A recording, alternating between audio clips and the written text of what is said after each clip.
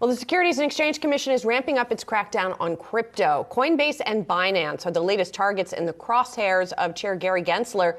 The SEC filed a lawsuit on Monday against the world's largest crypto exchange, Binance, and founder CZ, alleging violations of U.S. securities law. The next day, the SEC sued Coinbase, claiming that crypto exchange failed to register as a national securities exchange, broker-dealer, and clearing agency. So while the regulatory backdrop for the crypto industry is still murky, the lawsuits this week raised the question, could we see regulation start to take shape now sooner rather than later? We're sort of seeing regulation by courts, I guess, at this point. For more, we're joined by Punchbowl News financial services reporter Brendan Pedersen. Brendan, it's good to see you again. So, there has been some stuff that has percolated through Congress that hasn't really gotten anywhere on crypto regulation. And so the SEC is not waiting. They're just doing it. The industry has said, bring it on. We want regulation. Not quite sure they wanted this kind. Yeah, that's exactly right.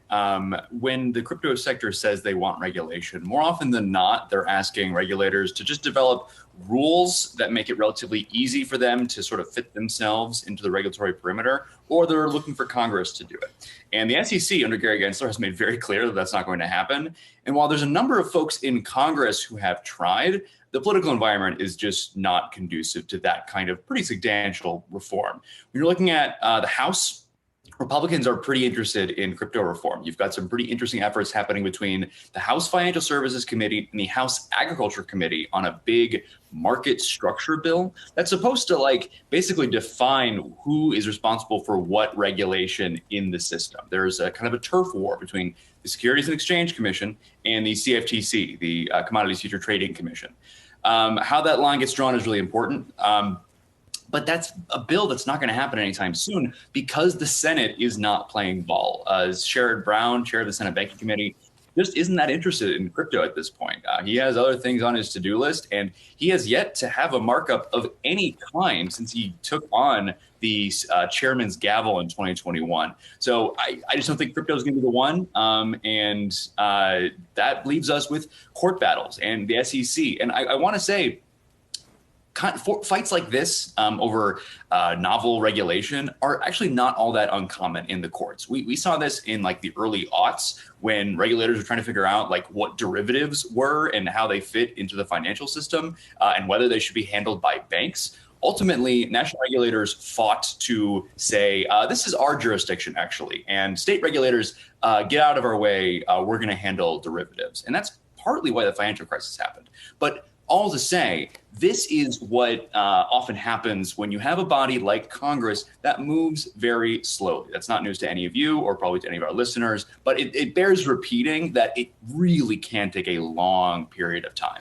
Where is kind of the alignment settling among representatives as it comes to crypto from what we've seen right now, Brendan? Great question. I think Republicans in general are pretty supportive of the idea of innovation. They say, look, if innovation is going to happen here, we want to support it. We want to keep jobs here because something you'll hear crypto folks say a lot is, this regulatory environment here in the U.S. isn't so great. We're going to go move overseas. I'm personally skeptical of that because we have some of the finest workforce and capital markets in the world. There's a reason that crypto firms are trying to start off here. With all that said, Democrats have become a lot more skeptical since last fall when FTX collapsed. And I've just sort of seen that opposition calcify. When you're talking about the most powerful Democrats in financial services, Maxine Waters, the former chair of the House Financial Services Committee, Stephen Lynch, who is the subcommittee ranking member of the digital asset subcommittee, he's the crypto guy.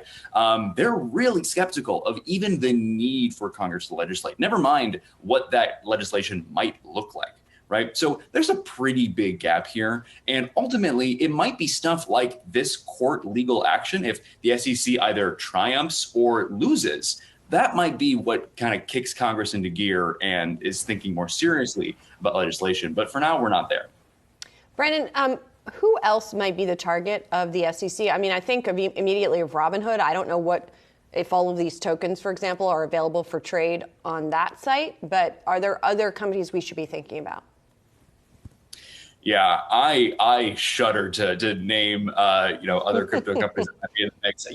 Let's just say this: a lot of crypto companies are operating in the same way as Coinbase and Binance, insofar as they are saying, "Hey, what we're doing is not securities transactions. We are not allowing our customers. Crypto is different. Crypto is not security." Maybe they will argue that crypto is a commodity and will be regulated by the CFTC. There is a lot of unanimity across the financial crypto sector that is dedicated to not being regulated by the SEC. So if the SEC does crack down on or triumphs over Coinbase and Binance in these lawsuits, I'm pretty sure that just about every crypto outfit should be on notice, unless, of course, they decide to start complying with securities laws, which I'm sure Gary Gensler would love. Brendan Pedersen, Punchbowl News financial services reporter. Great coverage and always appreciate seeing what more you have to put out there in your newsletter, continuing to track this ever-changing environment. Thanks so much. Thank you.